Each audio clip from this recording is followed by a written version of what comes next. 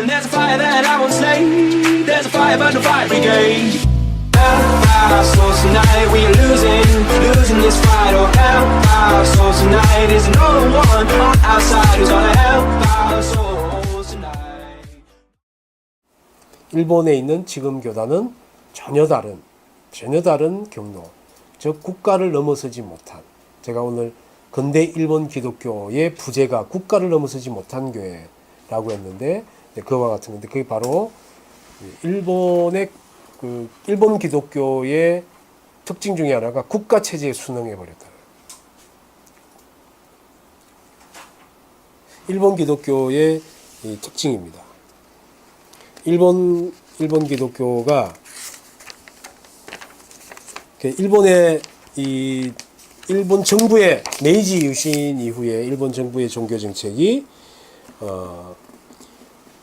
신앙의 자유를 허락했어요. 신앙의 자유를 허락했지만 그 신앙의 자유는 천황의 특별한 은혜인 겁니다.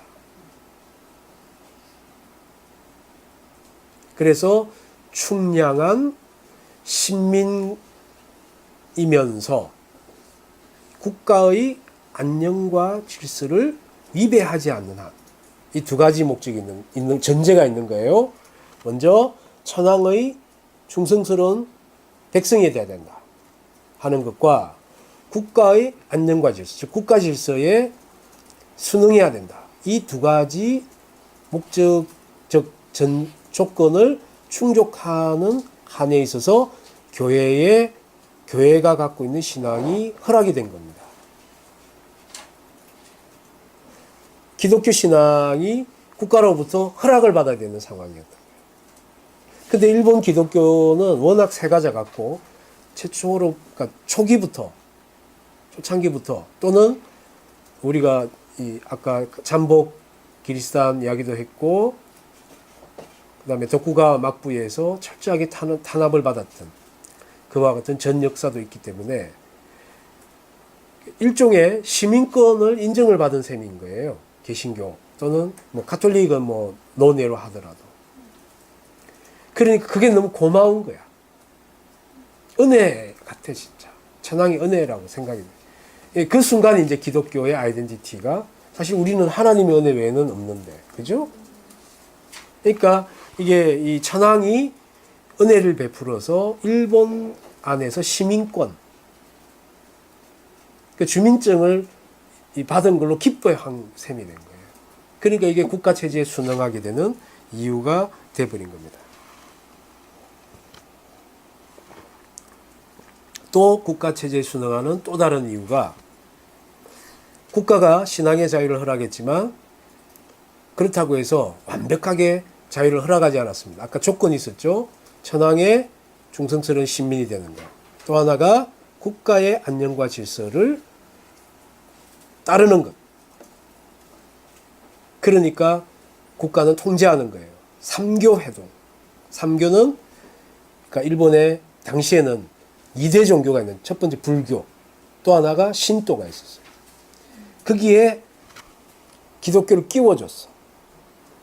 불교와 신도는 일본인들의 그냥 너무나 당연한 전통 종교인 거죠. 거기에 한 자리를 딱 준 거야. 그러니까 너무 고마운 거야, 이게 삼교회당. 그러니까 통제가 되는 거예요. 정부가 주최하는 종교회의에 종교 지도자들이 모이기 시작하는 거예요. 그리고 있는 사이에 일본에서 국가 신도가 확립이 돼요. 국가 신도란 교파 신도와는 달리 국가가 관할하는 신사가 있습니다. 그 관할하는 신사에, 거기에는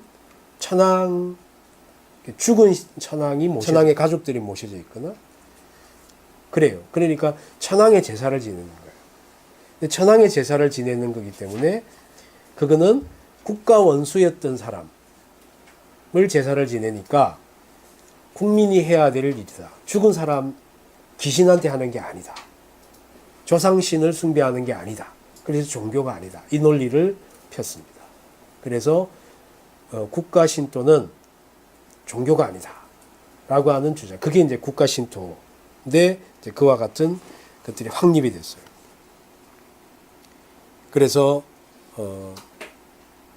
이 일본 안에서 많은 이제 교회 안에서도 많은 혼란이 있었지만, 그러나 가시아기 기행 같은 사람은 그러니까 국가와 교회의 차이에 대해서 극명하게 주장을 합니다. 여러분이 갖고 계시는 그 자료집을 보면요, 가시아기 기행이 이런 이야기를 합니다. 국가에 적응하는 논리들을 많은 신학자들이 그러니까 그게 어쩔 수 없었다, 또는 신학적으로 그러니까 국가라고 하는 부분에 대해서 우리가 봉사를 해야 되지 않냐, 뭐 이런 주장을 펼치는 데서 가시아의 기행이라 굉장히 소수 의견이 뭐라고 하냐면, 천황이 국민 도덕을 훈시한다면 기독교는 세계 인류를 위한 인간의 대도를 세우는 것이라고 하였다. 곧 기독교는 원리이고 국민 도덕은 응용인데, 기독교는 결코 무국가주의가 아니며 보편적 원리로서의 위치에서 각국의 차이를 초월하는 가치일 뿐이다. 즉 천황의 치거가 국가의 중심이요 표준으로 설 뿐 개개인의 내면이나 학문 연구의 강론적인 분야에까지 관여하지 않는 일본국의 보편적 가치이듯이 기독교는 인류 대도로서 또한 보편적 가치라는 것이다.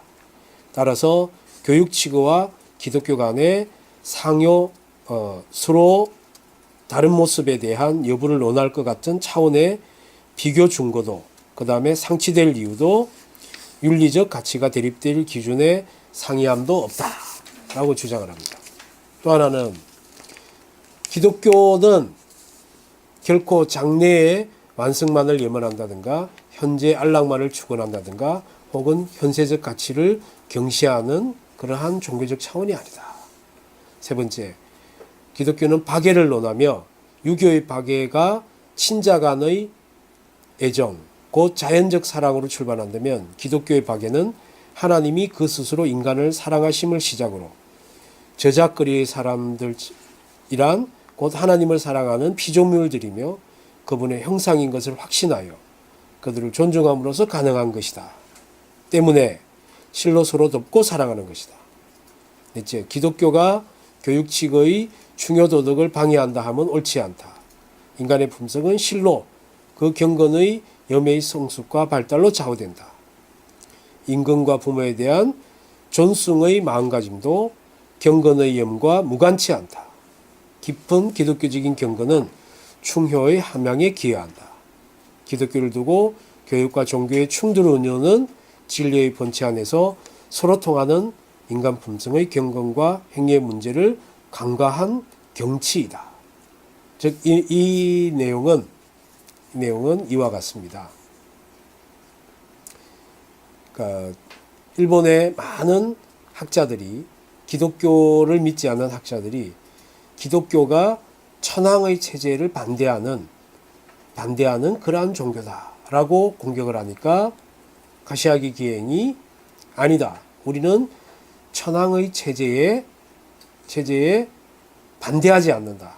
다만 우리는 천황의 체제와 조금 다른 어떤 면이 있다라고 하는 그러한 면을 보이는데, 가시아기 기행은 사실 소수의 입장입니다. 보다 더 적극적으로는 그러니까 우리 기독교인들 중에서 우리 기독교가 천황에게 충성하는 것은 매우 중요하다, 뭐 이런 주장을 하는 사람들도 있었는데 그 사람들이 다수였어. 즉 일본 기독교는 결국에는 이 국가 또는 군국주의라고 하는 시대의 그 흐름이 있었어요. 그리고 그것은 구체적으로 개인에게는 폭력으로 등장합니다. 공권력으로 등장하고 폭력으로 등장하고,